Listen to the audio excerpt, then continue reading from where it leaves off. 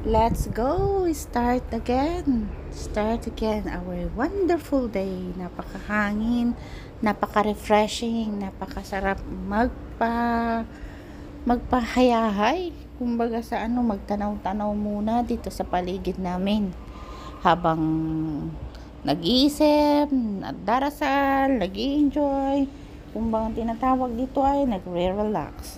Kasi hindi natin alam kung ano ang mangyayari sa ating sa mga susunod na mga araw, mga panahon. Kaya damdamin, mag-enjoy kung ano ang mayroon ka sa araw na ito. Ito ang isa sa mga pinakadamis mong gawin, kabayan, kapatid, sisikoy, atikoy, brother, sister, to all of you guys na makikinig nitong video ko. Ang buhay, hindi mo alam hanggat kailan ikaw matatapos. Hindi mo alam yung the end mo, yung kailangan ka magpaalam. Natutunan ko to kasi once na umalis na tayo sa katawang lupa natin. Nakahugot si host kasi meron akong isang pinsan na napakabata, 42. Bigla siyang lumisan sa mundong ito na hindi handa lahat ng mga taong nagmamahal sa kanya.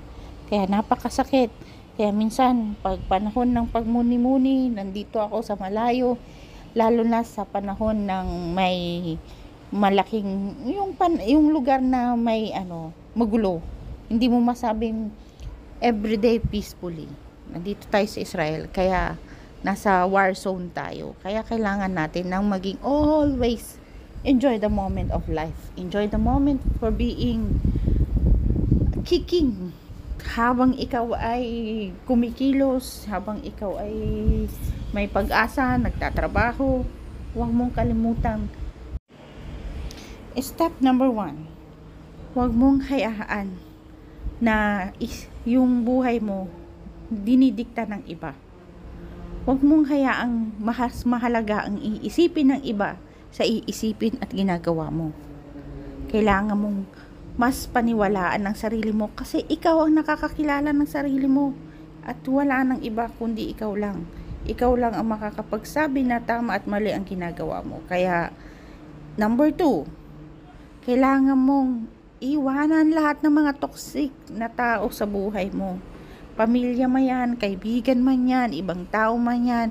Hindi ko sinasabing iwanan as in totally. Kumbaga, mas maiging mag-isa ka kaysa kasama mo yung mga taong nagbibigay sa'yo ng lungkot araw-araw, sakit ng dibdib, sakit sa puso, at hindi ka nakakalimutan mo magtiwala sa sarili mo. Mas maganda yun, guys. Pangatlo, lagi mong tatandaan na may Panginoon na laging nandyan sa'yo. Kailangan mo ng peace of mind. Peace sa sarili mo na kaya mo nang i-determine, kaya mo nang maging masaya sa mga simpleng bagay na nakikita mo na nag-grow. Kagaya ng ganitong nakikita nyo, ina-appreciate mo, nagiging center of peace mo ang isang nature o kaya yung isang bagay na hindi mo na iniisip kung ano-ano yung mga sasabihin nga ng ibang tao. Maging malaya ka. Kalayaan sa sarili ay isa sa pinakamahalaga para makamta mo yung masasabi mong values of life. Kaya, huwag mong kakalimutan din yan, guys. Pangapat, na kailangan mo rin maging yung lahat ng fruits na pinaghirapan mo, kailangan mo ring namnamin. Hindi lang puro bigay ka ng bigay. Hindi lang puro ikaw ang nag-give. Kailangan mo rin ng take back of love sa sarili mo. Mahalin mo ang sarili mo. Mamitas ka ng prutas o kaya ibig sabihin mamitas ka ng pinaghirapan mo. Hindi lang puro ibang tao.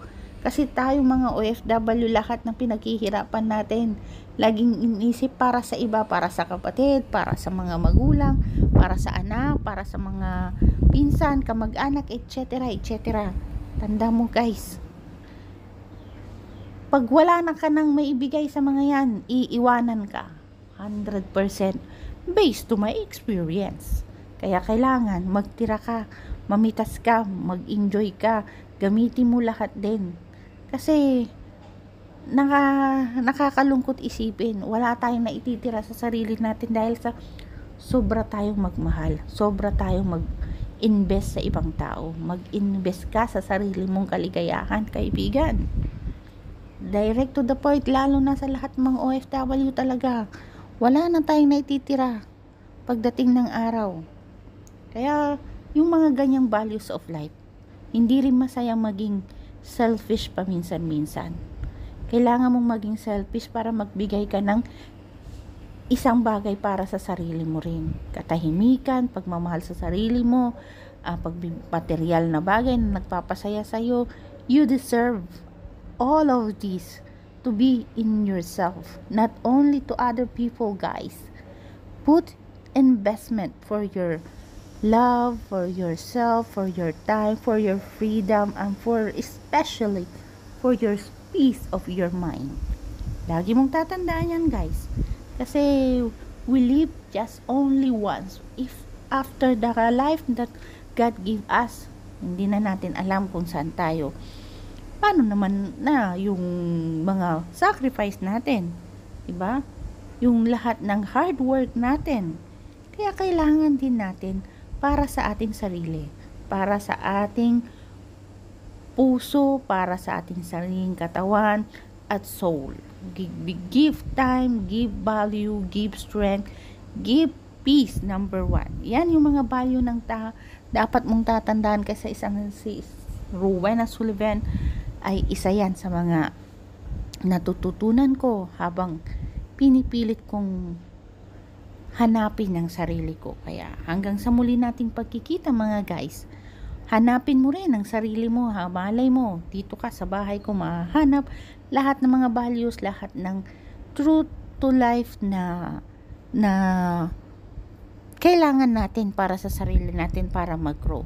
Magkaisa tayo, magkasama tayo para ma-enjoy ang mga bagay-bagay sa mundong ito habang tayo pa ay nabubuhay. Kaya always remember, we live just only once. You must be happy by yourself, by your time, by your peace of yourself, guys. Kaya kung hindi ka pa nakasubscribe sa aking channel, please subscribe and kalimbangin mo na yung bell all dyan para lalo kang updated sa lahat ng mga video na ibinapakita, sinishare ng isang Weng and Chris Vlogs. Kaya hanggang sa muli natin